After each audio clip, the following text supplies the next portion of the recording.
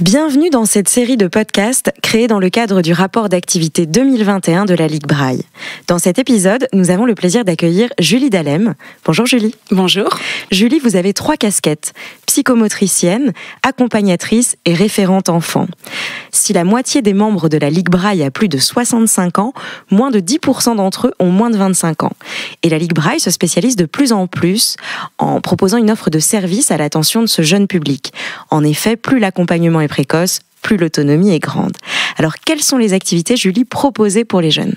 Oh là là, on en a toujours eu beaucoup, mais là on va dire qu'on a encore plus accès au niveau des loisirs, donc plusieurs stages vraiment beaucoup plus différents qu'avant, pour les ados, pour les plus jeunes. Nous avons également des activités de la Mala Histoire qui viennent d'être remis. Ils étaient déjà là, mais ils ont été remis au goût du jour. Et nous avons toujours les services du service d'accompagnement qui peuvent permettre aux jeunes d'acquérir de l'autonomie. Pourquoi est-ce que c'est si important de s'adresser à ce jeune public ? Quelles sont leurs spécificités ? Oh là là, ils sont déjà uniques. Moi, je dis toujours que c'est des enfants extraordinaires. Donc, les enfants ordinaires et les enfants extraordinaires. Et leur spécificité, c'est déjà une joie de vivre absolument énorme. Moi, quand je vais en stage avec eux, c'est toujours des rayons de soleil. Ils sont toujours tout contents de ce qu'on leur propose. J'ai en tête quelques enfants qui sont très, très magiques. Et leur spécificité, c'est de vouloir être autonome, de rêver, de vouloir mille et une choses. Et donc, on a envie de les aider. Justement, en quoi consiste votre fonction de référente jeunesse ? Alors, à la base, il fallait partir de constat. Donc, effectivement, comme vous avez dit, voilà, il y a beaucoup moins de jeunes que de personnes plus âgées. Mais leur demande et leur attente est complètement différente. Une personne plus âgée va attendre qu'on réadapte son quotidien, qu'on trouve une autre solution de comment est-ce qu'ils faisaient avant. Tandis que les enfants, ils ont envie d'apprendre, ils ont envie d'évoluer. Donc, il y a la partie scolaire qui est bien souvent pris par les parents et vraiment on axe dessus. Mais il y a aussi toutes ces petites victoires que tous les enfants ont, qui est de faire un lacet, de faire une tartine, de choisir seul son goûter. Et toutes ces petites choses-là, nous on essaie de les prendre en charge et de leur faire acquérir pendant les stages. Mais évidemment, ça reste un laps de temps assez court. Mais on peut encore les aider aussi à la maison. Donc ça, c'est toute une partie d'évolution qui est géniale pour eux. Voilà, prendre leurs vêtements tout seuls, savoir se laver aussi.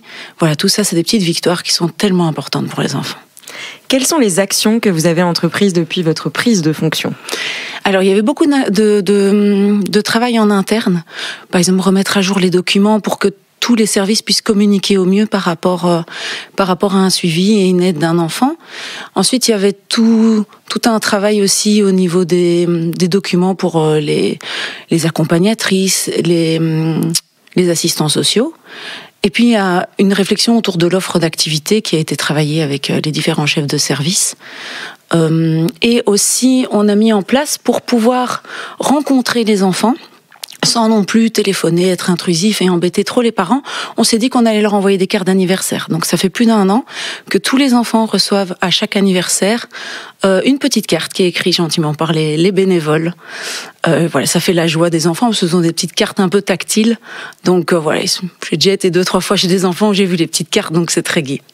Alors justement, depuis votre prise de fonction, quels enseignements est-ce que vous avez pu tirer ?